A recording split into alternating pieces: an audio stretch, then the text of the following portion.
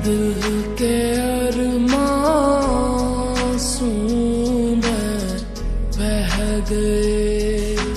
Sorry sorry, এই আপনার লাগেনি তো? আমার মাথা ফাটে, এখন সরি বলতে আসছো না? চলেন আপনাকে হসপিটালে নিয়ে যাই। তোমাকে জরিমানা দিতে হবে 10 লাখ টাকা, বুঝছো? হোয়াট? 10 লাখ টাকা?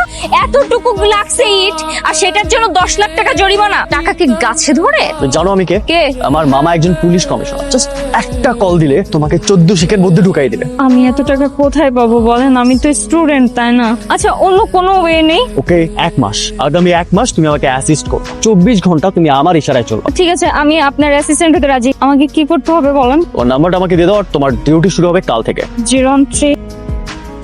আমি যখনই কল করব ডিরেক্ট চলে আসবা।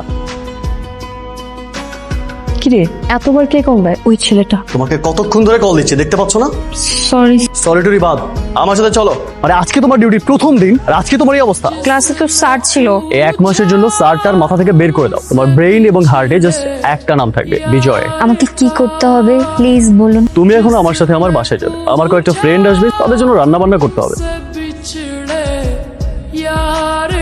ফ্রিজে মাছ, মাংস, ডিম সবই আছে। তোমার যা যা পছন্দ হয়, মানে যেরকম মনে হয় রান্না করো। তবে হ্যাঁ, রান্না কিন্তু মজা হইতে হবে। আমার ফ্রেন্ডের যেন একদম চেটে পুটে খেতে পারে। হ্যাঁ হ্যাঁ হ্যাঁ, আমি তো আপনার ঘরের বিয়ে করা বউ। মানে এমন ভাবে বলতেছেন মনে হচ্ছে সংসার করতেছি আমি, আর আপনি বউকে বোঝাই দিচ্ছেন কি কি রান্না করতে হবে। তোমার সাথে আমার কি ডিল হয়েছিল ভুলে গেছো? জি না, ভুলি নাই। কিন্তু আপনি যে একটা অবিবাহিত মেয়েকে এইভাবে বাসায় ডেকে এনে রান্না বান্না করাইতেছেন, আপনার বাবা মা কিছু বলবেন আপনাকে?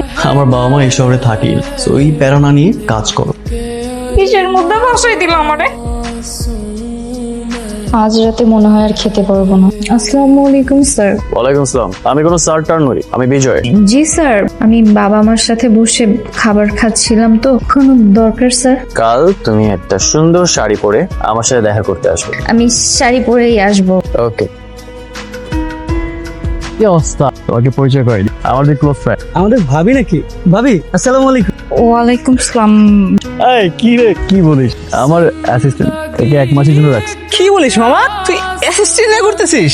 আমি এর যদি বলি ওঠো, এ উঠবে। এ যদি বলি বসো, এ বসবে, বুঝছিস? দাঁড়া, আমি দেখে আসি। কান্না করতেছে কেন? কি হয়েছে? আপনার খুব বলার দরকার ছিল যে আমি আপনার অ্যাসিস্ট্যান্ট। খুব গর্ব করছে, সুন্দরী একটা মেয়ে আপনার অ্যাসিস্ট্যান্ট। খুব গর্ব হয়েছে আপনার, তাই না? I am sorry. রাখেন আপনার সরি। কিসের সরি? আপনি না বললেই পারতেন। এত সিরিয়াস হচ্ছে কেন? আচ্ছা কই যাও? আমি আগেই দিয়ে আসি বাসায়। একদম না, সেটা তো শুধু এরকম আচরণ করলো। আমি আগে থেকেই বলছিলাম, অনেকবার বলছি যে ওকে এত পাত্তা দিস না। তোর পাত্তার কারণে ওই সুযোগগুলো পাইছে, মাথায় উঠে গেছে। তুমি কি বুঝতে পারছো এই ভার্সিটিটা তুমি একটা প্রেম নগরে পরিণত করছো? শোনো, মান সম্মান অনেক মূল্যবান জিনিস, যেটা অর্জন করতে একটা জীবন লাগে।